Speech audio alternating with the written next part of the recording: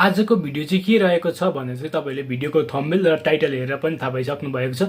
Finally मैले चाहिँ युट्युबको फर्स्ट पेमेन्ट चाहिँ रिसिभ गरिसकेको छु साथीहरु। र आजको यस भिडियो चाहिँ तपाईलाई मोटिभेट हुन्छ र केही एक्सपिरियन्सहरु चाहिँ शेयर गर्नको लागि चाहिँ मैले यो भिडियो बनाउँदै छु र तपाईलाई म जानकारी गराउन चाहन्छु। र फाइनल्ली चाहिँ मैले युट्युबको फर्स्ट पेमेन्ट पनि रिसिभ गरिसकेको छु र तपाईलाई भिडियोको साइडमा स्क्रिनमा पनि जानकारी गराउन चाहन्छु। Standard Chartered Bank Google Ireland लिमिटेडबाट चाहिँ तपाईहरुले मैले चाहिँ पेमेन्ट रिसिभ गरेको थिएँ बैंकमा र तपाईले स्टेटमेन्ट पनि देख्न सक्नुहुन्छ भिडियोको साइडको स्क्रिनमा। र तपाईहरुलाई चाहिँ युट्युब च्यानल मोनेटाइज भइसकेपछि अब युट्युब च्यानल चाहिँ तपाईले कसरी इन्कम गर्ने भनेर चाहिँ यस भिडियो मार्फत जानकारी गराउँदै छु। र सर्वप्रथम त तपाईले युट्युब च्यानल खोल्नु पर्ने हुन्छ।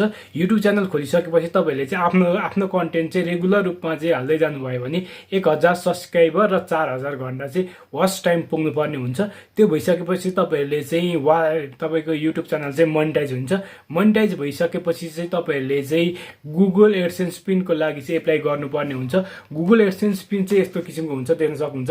यस्तोलाई चाहिँ एप्लाई गर्नुपर्ने हुन्छ र तपाईले एप्लाई गरिसकेपछि यस्तो पिन चाहिँ तपाईहरुले चाहिँ आफ्नो नजिकैको हुला कार्यालय कहाँको लागि चाहिँ एप्लाई गर्नुभएको हुन्छ त्यही तपाईको चाहिँ यस्तो गुगल एडसेन्सको आउँछ, पिन आउँछ र तपाईले त्यो भेरिफाई गर्नुपर्ने हुन्छ। भेरिफाई गरिसकेपछि चाहिँ तपाईहरुले चाहिँ तपाईहरुको युट्युब च्यानलमा चाहिँ $100 अथवा $100 चाहिँ इन्कम भइसकेपछि चाहिँ तपाईहरुले चाहिँ आफ्नो गुगल एडसेन्स अथवा गुगल एडसेन्समा चाहिँ तपाईको $100 पुगिसकेपछि चाहिँ तपाईहरुले चाहिँ त्यहाँनेर त्यो भन्दा पहिले नै तपाईहरुले आफ्नो बैंक अकाउन्ट डिटेल्सहरु पनि एड गर्नुपर्ने हुन्छ।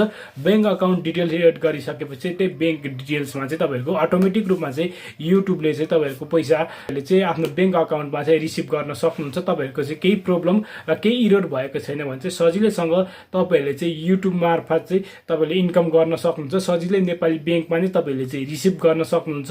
र तपाईलाई युट्युब सम्बन्धी केही समस्या छ अथवा केही जानकारी लिनुहुन्छ भने चाहिँ कमेन्ट बक्समा कमेन्ट पनि गर्न सक्नुहुन्छ साथीहरु। र तपाईहरुले चाहिँ युट्युबलाई चाहिँ एउटा बेस्ट पार्ट टाइम जबको रूपमा चाहिँ युज गर्न सक्नुहुन्छ। र तपाईले देख्न सक्नुहुन्छ मेरो युट्युब च्यानलमा पनि कुनै पनि भिडियोहरु चाहिँ त्यस्तो राम्रोसँग चलेको छैन र थोरै भ्यू हुँदा पनि राम्रो इन्कम चाहिँ आइरहेको छ। यसरी नै तपाईहरुले पनि आफ्नो भिडियोहरु चाहिँ अपलोड रेगुलर रूपमा चाहिँ अपलोड गरिरहनु भयो भने र तपाईहरुले आफ्नो ओरिजिनल कन्टेन्ट चाहिँ हालिरहनु भयो भने चाहिँ तपाईको युट्युब च्यानल अवश्य पनि मोनेटाइज हुन्छ र तपाईले राम्रो इन्कम पनि गर्न सक्नुहुन्छ। यदि तपाईहरुले चाहिँ धेरै भ्यू गयो भने चाहिँ धेरै इन्कम गर्न सक्नुहुन्छ साथीहरु। तपाईहरु पनि यस भिडियो मार्फत चाहिँ तपाईलाई के मोटिभेट हुन्छ र मेरो युट्युबको पेमेन्ट चाहिँ कति आयो भन्ने पनि तपाईहरुलाई लागिरहेको हुन सक्छ। मैले जेस राम्रो इन्कम गरेको छु र म यति इन्कम आयो भनेर चाहिँ भन्दिन। र तपाईहरुले चाहिँ कम्तीमा नि $100 भनेपछि माथि $100 भन्दा माथि नै आइसकेको छ। त्यो भन्दा माथि भनेपछि अब तपाईहरुले बुझ्न सक्नुहुन्छ त्यो भन्दा धेरै नै आइसकेको छ पेमेन्ट चाहिँ। र तपाईहरुले पनि यसरी नै युट्युबमा चाहिँ भिडियोहरु हाल्न सक्नुहुन्छ र राम्रो इन्कम गर्न सक्नुहुन्छ साथीहरु। र युट्युब चाहिँ एउटा राम्रो बेस्ट पार्ट टाइम जब चाहिँ म भन्छु र यति नै भन्छु साथीहरु। आजको भिडियो चाहिँ यति नै रहेको छ।